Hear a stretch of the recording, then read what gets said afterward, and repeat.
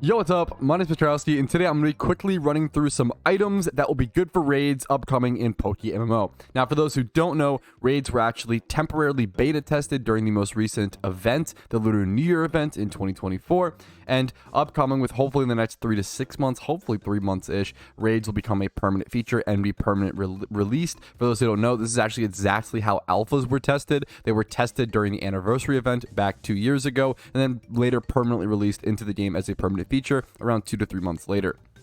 All right.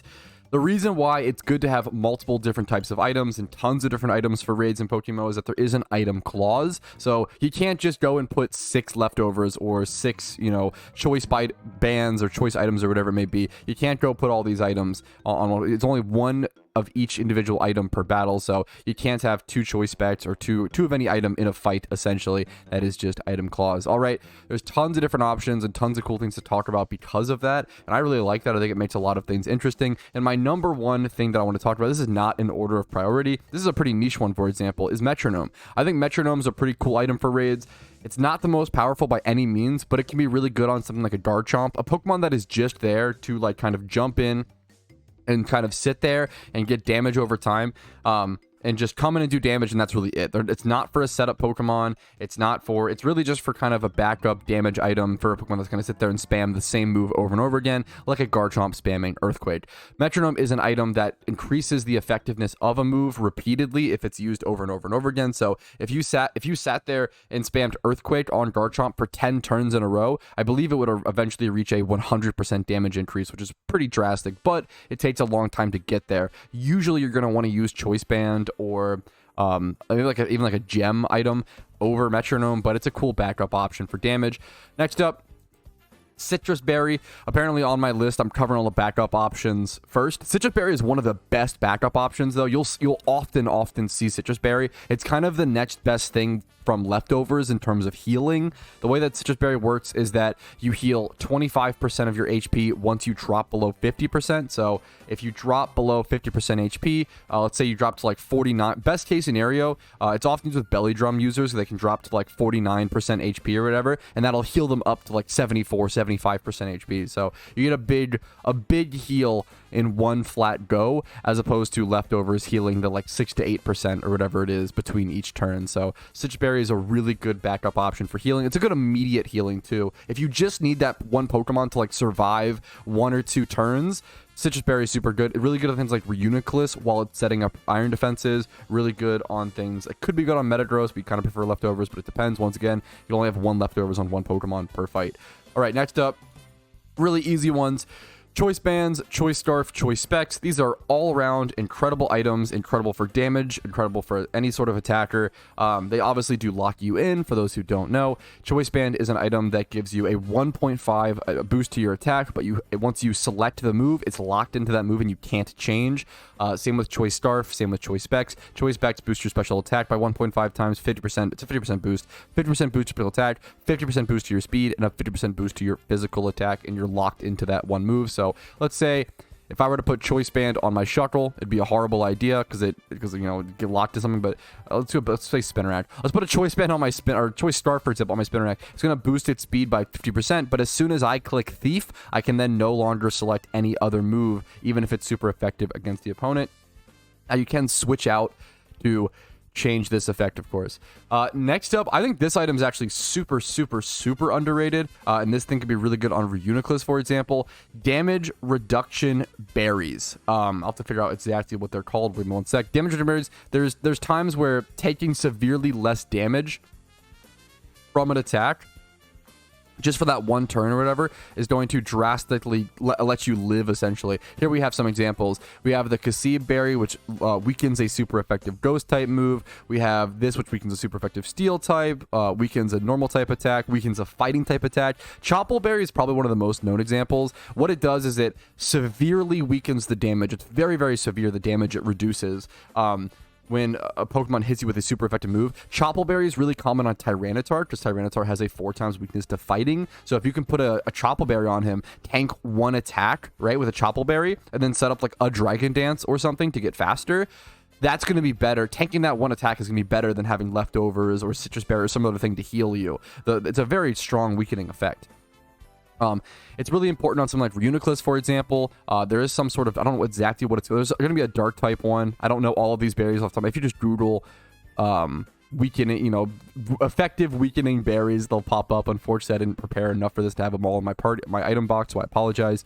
But it's really good on like Reuniclus because it allows you to like survive one like Sucker Punch or Night Slash or some big dark type attack, and then it allows you to get off your first Iron Defense from a much safer HP, and then you're able to set up more Iron Defenses, and you can use the move Recover to save up on your Reuniclus. Reuniclus is really one of the go-to Pokemon for a lot of these items, and just a really good example Pokemon. I did already do a video covering what Pokemon are going to be good for raids, so if you're interested in that, definitely go check out that video. These kind of go a lot, you know, these go hand in hand quite a lot in terms of what Pokemon and what items are going to be good. Next up, Light Clay. Light Clay is pivotal. It's thankfully a super cheap item. Light Clay is hyper cheap, and in my opinion, it's just absolutely crucial. You almost need a Light Clay user, especially if you're solo queuing. If you're solo queuing, you need a Light Clay Pokemon. Specifically, Light Clay Sableye is just super good. What Light Clay does is that it extends the moves that which Reflect and Light Screen last. So it takes Light Screen and Reflect from lasting 5 turns to now they last 8 turns. It's 3 extra turns, which is a really big deal. Screen setting Sableye, leading with a screen setting Prankster Sableye is one of the most powerful things you can do, especially in a if you're solo queuing into randoms. Being able to protect your randoms and help supporting them, keeping them alive longer, gives you a much higher chance of winning that raid. Next up, an item that I did not talk about nearly enough in my video. Well, apparently I forgot to put in my item, so I apologize. I know I have some. We'll check the GTL. Assault Gear. So Assault Gear is kind of a pricey item. Some of these items are pricey.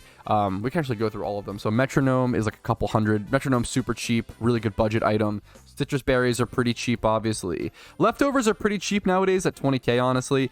Choice items are almost always around 100k. Choice Bands being 106. Choice Scarfs being 108. And then Choice Specs being around... Yeah, they're all usually around 100 to 110k.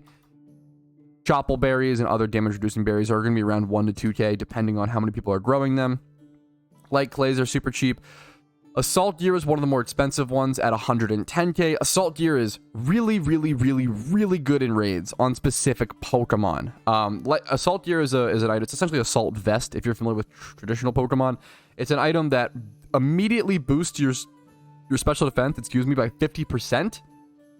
But you can't click non-damaging moves. So you can't click setup moves, you can't click Iron Defense, you can't click Swords Dance, you can't click Dragon Dance, like you can't click Toxic, you can't click any setup move. It says it prevents the use of all status moves except for Me First. So if you want to put an Assault Gear on something like a Garchomp that's pretty tanky and just sit there and spam Earthquakes, or put it on a Tyranitar. Assault Gear was really good on Tyranitar as long as you weren't facing down fighting type attackers. This item was literally so good that before Item Clause was implemented, because during the beta test Item Clause didn't exist for the first update or whatever, before Item Clause was implemented, there was a raid where I ran 4 out of my 6 Pokemon having Assault Gear. That's like how unbelievably powerful it was. I think 3 of those Pokemon were Tyranitars. This thing can be so strong and just give you so much immediate bulk. It's ridiculous. Next up, another underrated item is going to be type gems. As you can see here, I have a couple of them. Dark Gem, Fire Gem, Ghost Gem. There's going to be a gem for each of these types. This is a one-time use item where you use the move, the type move correlations, and then it's going to consume the gem and then give you a 50% boost. It's kind of like a one-time, like a 50% boost, similar to, I guess, Choice Specs or Choice Band, but it doesn't lock you into that move, and it's only one time. So these can be super good against certain raids, or especially if you're against like Gyarados, for example, and you know your Pokemon isn't going to live because Gyarados just does so much damage that if you want to have a bunch of damage deals, you can run like a Volt Switch or like Choice Specs. You can run Choice Specs, Volt Switch, Zapdos. You could run Ampharos with Electric Gem. Like you can basically just run a bunch of electric type attackers into Gyarados with these huge boosters like Electric Gem, because your Pokemon are going to die against Moxie Gyarados. Everything just crumbled during that raid, and your job is to just get as much damage off as possible. So they can be super good there. Shell Bell Shell Bell is another healing item. It can be good. You have to put it on pretty specific Pokemon. It's an item that heals the Pokemon based on the amount of damage they do. So it can actually heal a lot more than like Leftovers, for example, but it's kind of an inconsistent item, and you have to put it on pretty specific Pokemon, but it's pretty cheap, if I'm not mistaken. So definitely a good backup option. Honestly, more expensive than I remember at 30k right now. So definitely a good backup option, something to keep in mind. For sure. Next up, Air Balloon. People were memeing on Air Balloon, but there were some raids where Air Balloon was actually super, super good. So definitely don't sleep on it. Keep it in mind. It's something to consider. Air Balloon was like hilariously very good on Metagross specifically. It's extremely situational, but like against certain raids, maybe like Excadrill, for example, against certain raids, Air Balloon can be good on really certain Pokemon, so keep that in mind. Air Balloon, if you don't know, it makes it so the Pokemon floats in the air. So the main thing is that it allows the Pokemon to dodge Earthquake. That's really it. So like if you have like a electric type attacker like Ampharos, for example, like a bulky Ampharos with Air Balloon is going to be really, really annoying to deal with because they have to pop it first. However, you have to make sure the ads don't pop, because in a raid there's 3 Pokemon. There's like the raid boss and there's like the 2 little guys on the side. If one of the ads pop your Air Balloon, you're gonna have a bad time, so you gotta kind of be faster than to watch out for that. But if you put like an Air Balloon on a Metagross or an Air Balloon on an Ampharos or something like that, you can really become, if you put an Air Balloon on an Ampharos and can keep it up, you dodge all weaknesses. It becomes literally unkillable, so that's pretty powerful. Next up, Smooth Rock, Damp Rocks, all the rocks, essentially. These items, I will say, these weren't, I didn't really see anybody running these or any of these being that good. I think I saw someone run Damp Rock once on a Pelipper, because there was like a full 4-man team that was coordinating around rain strategy. So that's something to keep in mind. You can like coordinate around weather as a team, and that can be super powerful. These rocks are generally pretty cheap. So if you don't know, these rocks really just extend the turns of weather. So you can put Smooth Rock on like a sand setter like Tyranitar with Sandstream. You could put Damp Rock on Pelipper, and it's going to make it so those weather turns, it's the same thing as Light Clay. I believe it takes it from 5 turns to 8. So it's the same amount of extension. Icy Rock, some things get a little expensive. Like Icy Rock, 700 Pokemon. It extends the use of Hail, and then Heat Rock extends the use of Sun. Heat Rock kind of has some value to it, actually. That's pretty crazy. But yeah, it's a cool option. Like, these are really cheap, so it might be good to just buy one of each of them, in my opinion, just to have them. In my opinion, it's cool to just have these for PvP as well. But they probably won't be that good during raids. I'm gonna be honest. There might be some raids where they're super useful, and you might want to have one person on your team for sure who at least has all these for like coordinating a team ahead of time. You have like a group of 4 people. Someone on your team should have all 4 of these, and someone on your team should have a Pokemon that can set weather, just in case we don't really know what we're gonna need for raids coming up. Next up, this is probably the least useful item on this list. I'm gonna be totally honest. Or I don't know. It could be super bad, or it could be super good. It really just depends on what Pokemon become meta for raids, but it's pretty expensive.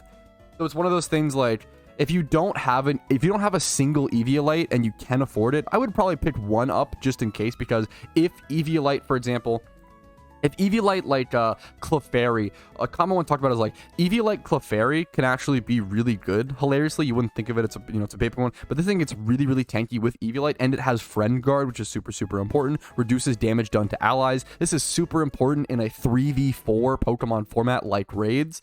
So Eviolite, Friend Guard, Clefairy could become really good. Things like some people put it on Murkrow. Murkrow was super, super powerful during raids, like ridiculously good, like one of the most important Pokemon. However, Murkrow's main job is to come in, set up Tailwind with Prankster, maybe get a Will-O-Wisp off and just kind of die. It's not really meant to stick around, but you could run a tanky Murkrow if you like can play around that, I guess. Maybe go Foul Play or something like in certain raids. You could go a tanky Murkrow, and Eviolite could become more useful, but I didn't really see that many people running Eviolite Mons. Sorry if I haven't explained it. If you don't know, Eviolite is an item that you can only put on non-fully evolved Pokemon. So you couldn't put an Eviolite on Charizard, for example, but you could put an Eviolite on Charmeleon, and it doubles their defenses. So it should double like the actual stat on the Pokemon. So if I were to put it on Spinarak, for example, could hold it, and it would double the defenses. These defense numbers, 114 would be double, and then 130 would be doubled. I believe it's doubled. It might be 1.5 times, but it's a pretty big boost to both of their defenses. Next up, Life Orb. So this is another, like, not very, I'm gonna be honest, like, not very good one. Life Orb was, I did not see, like, almost anybody, if anybody, run this. The damage you take from Life Orb is actually hyper relevant in raids. Like, you actually do want to stay alive, and you want to, like, it's a very long fight. If the raid fights, if there was a specific raid that was really fast, that wasn't like Gyarados, something like that, like, Life Orb is probably good against Gyarados because you're dying anyway, so, like, the chip damage you take doesn't really matter. Life Orb is just an item that boosts your attack on all your attacks or whatever by 30%.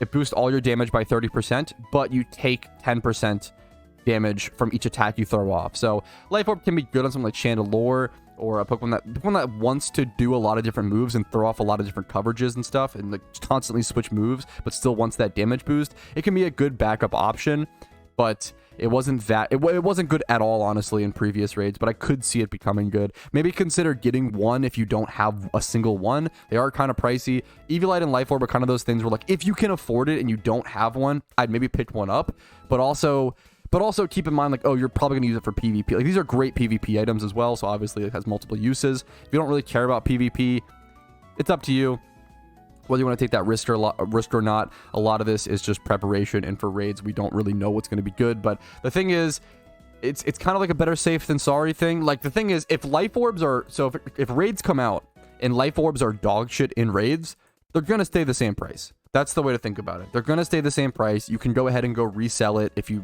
can't use whatever, right?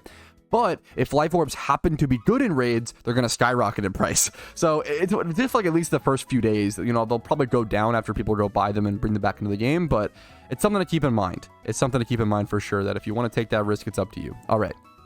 Now, that's all the held items that are actually used for battle that I wanted to talk about. But there's actually a few more things to talk about, like cheap TMs or rare candies, XP charms.